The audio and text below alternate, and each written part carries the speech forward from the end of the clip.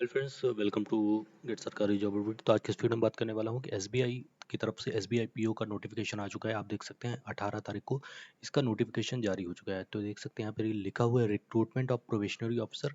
Online registration यहाँ पे start हो रहे हैं 18 जून 2026 से और 8 जुलाई 2026 तक आपके जो एप्लीकेशन फॉर्म है वो चलने वाले हैं। आगे देखते हैं यहाँ पे क्या यहाँ पे जो नोटिफिकेशन है उसमें कितनी वैकेंसी टोटल आपको देखने को मिल रही है। तो टोटल वैकेंसी जो रेगुलर वैकेंसी है उसमें आपको ये देखिए टोटल 1446 वैकेंसी है और बैकलॉग वैकेंसी आपको 54 देखने को मिल रही है। टोटल आपको वैकेंसी की बात करें तो यहाँ पे 1500 वैकेंसी आपको यहाँ पे एसबीआई पीओ में देखने को मिल रही है। ठीक है, आगे बात करते हैं। यहाँ पे जो भी एग्जाम डेट है वो आपको यहाँ पे देखने को मिल रही है। ऑनलाइन रजिस्ट्रेशन आपके 18 जून 2026 से स्टार्ट हो चुके हैं।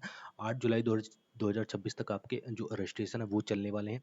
और उसके बाद आपको पेमेंट ऑफ एप्लीकेशन फ़ीस आपकी 18 से 8 जुलाई 2026 तक आपकी चलने वाली है। और उसके बाद download of preliminary examination call letter, आपके जो एडमिट कार्ड है वो सेकेंड या थर्ड वीक ऑफ जुलाई यानी जुलाई के दूसरे या तीसरे वीक में आपके जो एडमिट कार्ड वो देखने को मिल जाएंगे। और ऑनलाइन प्रीलिम्स एग्जाम जो आपका होने वाला है वो अगस्त 2026 में, इसमें एक्सपेक्टेड डेट यहाँ पे लिखी हुई है। ठीक है, और यहाँ पे जो प्रीलिम्स एग्जामिनेशन का रिजल्ट आएगा वो अगस्त या सितंबर के बीच में आ जाएगा। और एक मेंस एग्जामिनेशन का कॉल लेटर आपको अगस्त या सितंबर 2026 में, सितंबर 2026 में आपको मेंस एग्जामिनेशन का कॉल लेटर देखने को मिल जाएगा। फिर उसके बाद आपका जो मेंस का ऑनलाइन एग्जामिनेशन होने वाला है वो सितंबर 2026 में होने वाला है। रिजल्ट आपका आपको अक्टूबर तक आने की यहाँ पे एक्सपेक्टेड डेट है।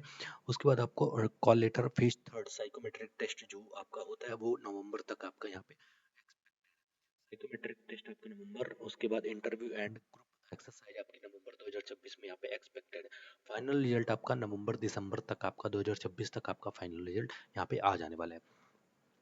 अब बात करते हैं आगे यहाँ पे एलिजिबिलिटी क्राइटेरिया यहाँ पे क्या लिखा हुआ है। यहाँ पे लिखा हुआ है not below 21 years and not above 30 years. यहाँ पे अगर आप 21 साल से कम है तो आप यहाँ पे फॉर्म फिल नहीं कर सकते हैं, आपको कम से कम 21 साल का होना पड़ेगा। और 30 साल से अगर ज़्यादा आपकी एज है तो आप यहाँ पे बिल्कुल अप्लाई नहीं कर सकते। जनरल कैंडिडेट्स की बात यहाँ पे हो रही है। तो यहाँ पे अगर आप 30 साल से ऊपर हो चुके हैं तो आप यहाँ पे अप्लाई नहीं कर सकते हैं। जो भी एज रिलैक्सेशन जिन भी कैटेगरी में मिलता है तो आपको एज रिलैक्सेशन देखने को मिलेगा। अब बात करते हैं यहाँ पे एसेंशियल क्वालिफिकेशन। तो क्वालिफिकेशन यहाँ पे लिखे हुए कि graduation in any discipline from recognised university और any equivalent qualification recognised as such by central government. आपने ग्रेजुएशन कर रखा है तो बिल्कुल आप यहाँ पे एलिजिबल हैं। अगर आप यहाँ पे those who are in the final year semester of their graduation में आल्सो अप्लाई। अगर आप यहाँ पे फाइनल ईयर कर रहे हैं, फाइनल ईयर आपका चल रहा है कॉलेज का, तो आप तो भी आप यहाँ पे अप्लाई कर सकते हैं। अब बात करते हैं रिजर्वेशन की। तो रिजर्वेशन जो भी कैटेगरी में जो रिजर्वेशन मिलता है वो सारे रिजर्वेशन आपको यहाँ पे देखने को मिलने वाले हैं। आगे नोटिफिकेशन में बात करते हैं यहाँ पे और क्या है यहाँ पे ये जो एग्जामिनेशन का यहाँ पे गाइडलाइंस फॉर यूजिंग स्क्राइब, ये सब डिटेल आपको यहाँ पे नोटिफिकेशन में पढ़ लेनी है। इंपॉर्टेंट पॉइंट्स मैं आपको यहाँ पे बताने जा रहा हूँ। और देखते हैं यहाँ पे क्या लिखा हुआ है। और एप्लीकेशन फीस देखिए, यहाँ पे लिखा हुआ है कि application fees will be 750 rupees.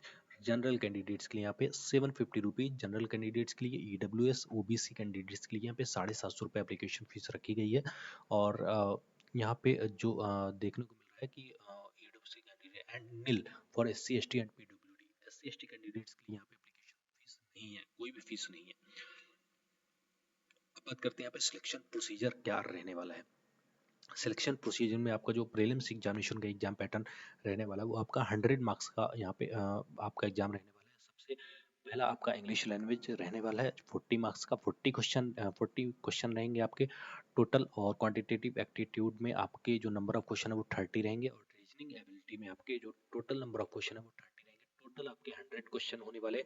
Maximum marks आपका 100 रहने वाला है। आपको ड्यूरेशन सभी में 20-20 मिनट के आपकी टाइमिंग मिलने वाली। इंग्लिश में, क्वांटिटेटिव एप्टीट्यूड में और रीजनिंग एबिलिटी में आपको 20-20 मिनट्स की टाइमिंग मिलने वाली। तीनों मिला के आपको टोटल 1 घंटे का टाइम मिलने वाला है।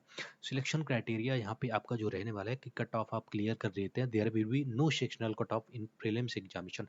प्रीलिम्स एग्जामिनेशन में आपका यहाँ पे सेक्शनल कट ऑफ नहीं रहने वाला है, यहाँ पे साफ लिखा हुआ है।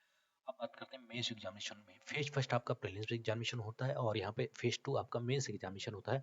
ये 200 मार्क्स का आपका मेंस एग्जामिनेशन रहने वाला है और आपका डिस्क्रिप्टिव रहने वाला है 30 मार्क्स का। तो मेंस एग्जामिनेशन का जो सिलेबस है वो आपका यहाँ पे रहने वाला है रीजनिंग एंड कंप्यूटर एप्टीट्यूड। ये देखिए 40 क्वेश्चन रहेंगे आपके 60 मार्क्स के, और इसकी ड्यूरेशन जो रहेगी एग्जाम की वो 50 मिनट्स आपके रीजनिंग के लिए आपको मिलेंगे। डेटा एनालिसिस एंड इंटरप्रिटेशन आपका 30 नंबर ऑफ क्वेश्चन 30 रहेंगे और मैक्सिमम मार्क्स आपके 60 रहेंगे। टोटल ड्यूरेशन आपकी 45 मिनट्स आपको देखने को मिल रही है।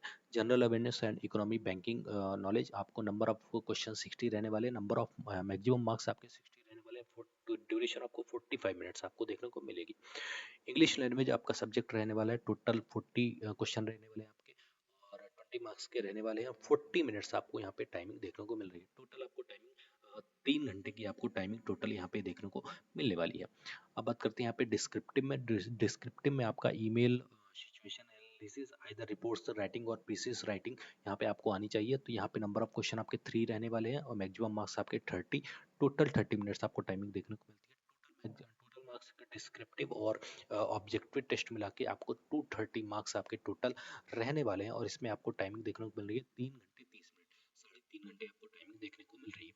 अब सिलेक्शन क्राइटेरिया फेज थर्ड, अब आपका फेज टू मेंस एग्जामिनेशन का हो गया, फिर उसके बाद आता है फेज थर्ड। फेज थर्ड में आपका सेक्शनल कट ऑफ इन मेन एग्जामिनेशन, मेन एग्जामिनेशन में आपका सेक्शनल कट ऑफ आपका रहने वाला है। इसमें यहाँ पे लिखा हुआ each candidate will have to score minimum qualifying score in each test section. तो सभी सेक्शन में आपको यहाँ पे मेंस एग्जामिनेशन में आपको कट ऑफ मार्क्स क्लियर करने होंगे सब्जेक्टिव वाइज। ठीक है, अब बात करते हैं रॉन्ग आंसर पेनाल्टी आपको यहाँ पे कितनी देखने को मिल रही है। तो there will be penalty of wrong answer marked in objective test. यहाँ पे 1/4 आपको अब नेगेटिव मार्किंग आपको देखने को मिल रही है। अगर आप एक क्वेश्चन गलत करते हैं तो आपके 1/4 मार्क्स यहाँ पे कटने वाले हैं। उसके बाद आता है फेज थर्ड आपका साइकोमेट्रिक टेस्ट आपका आता है, group exercise and personal interview. तो यहाँ पे साइकोमेट्रिक टेस्ट आपका होने वाला है। तो साइकोमेट्रिक टेस्ट होगा, उसके बाद आपका group exercise and personal interview होगा। मैक्सिमम मार्क्स आपका यहाँ पे 20 रहने वाला है, इंटरव्यू आपका 30, और टोटल आपके 50 मार्क्स आपके रहने वाले हैं। फाइनल सिलेक्शन आपका यहाँ पे अगर आप साइकोमेट्रिक टेस्ट और पर्सनल इंटरव्यू क्वालिफाई कर लेते हैं तो आपके यहाँ पे फाइनल सिलेक्शन रहने वाला है। The candidates will have to qualify both in phase second and phase third separately. The marks obtained in main examination phase two both in the objective test and the descriptive test will be added to the marks obtained phase third for preparing the final merit list। तो ये आपका final selection रहने वाला है। The marks obtained in prelims examination phase 5 will not be added for preparing the final merit list। prelims examination का आपका जो marks है वो आपका ऐड नहीं होने वाला है। ठीक है, अब बात करते हैं यहाँ पे मैक्सिमम मार्क्स आपके मेंस एग्जामिनेशन में आपके जो टोटल जुड़ने वाले हैं वो रिटन टेस्ट और ऑब्जेक्टिव एंड डिस्क्रिप्टिव मिला के मैक्सिमम मार्क्स आपके 230 होने वाले। नॉर्मलाइज मार्क्स आपके 70, ग्रुप एक्सरसाइज में 50 मार्क्स रहने वाले हैं, 25 आपके नॉर्मलाइज मार्क्स, टोटल 280 है। तो यहाँ पे 100 मार्क्स आपके नॉर्मलाइज मार्क्स रहने वाले हैं। The final merit list is arrived at after arranging converted marks out of 100 merits. यानी आपका 100 में से आपको यहाँ पे टोटल यहाँ पे जो आपके टोटल मार्क्स 280 रहने वाले हैं, तो उसको बाद में 100 में कन्वर्ट करके आपको उसको परसेंटेज आपका यहाँ पे निकाला जाएगा। ठीक है, अब बात करते हैं एग्जामिनेशन सेंटर। तो एग्जामिनेशन सेंटर की हम आगे बात करेंगे, और कॉल लेटर आपको देखने को मिल जाएगा एसबीआई की ऑफिशियल वेबसाइट पे एग्जाम से कुछ दिन पहले। और ट्रेनिंग वगैरह होने वाली है आपकी यहाँ पे। बॉन्ड ऑफ वैल्यू 2 lakhs, यहाँ पे लिखा हुआ है कि the selected candidates shall be provide basic banking knowledge through online courses which they shall complete before joining. The selected candidates at the time of joining will have to execute a bond for a value of 2 lakhs to serve the bank for a minimum period of 3 years। ये यहाँ पे आपको एक bond देखने को मिलेगा। Bond 2 lakh का bond आपको देखने को मिल रहा है, और यहाँ पे कम से कम आपको 3 साल का बॉन्ड यहाँ पे लिखा हुआ है कि कम से कम आपको 3 साल बैंक में आपको जॉब करनी होगी। उससे पहले अगर आप क्विट करते हो, आप जॉब क्विट करते हो, तो आपको यहाँ पे 2 लाख रुपए आपको पे करने होंगे। अप्लाई करना है आपको एसबीआई की ऑफिशियल वेबसाइट पे जाके आपको रजिस्ट्रेशन करना है और फिर अप्लाई करना है। सारी डिटेल आपको यहाँ पे देख लेनी है। लेफ्ट हैंड थंब इम्प्रेशन यहाँ पे आपको देख लेना है। टेक्स्ट आपको जो फॉर्म फिल करते समय आपको यहाँ पे टेक्स्ट देखने को मिल रहा है, वो उसको आपको पेन पेपर पे लिख कर आपको यहाँ पे उसकी फोटो स्कैन करके आपको अपलोड करनी होगी। ठीक है, आगे बात करते हैं यहाँ पे डाउनलोड कॉल लेटर्स आपको यहाँ पे देखने को मिल जाएगा कुछ दिन पहले।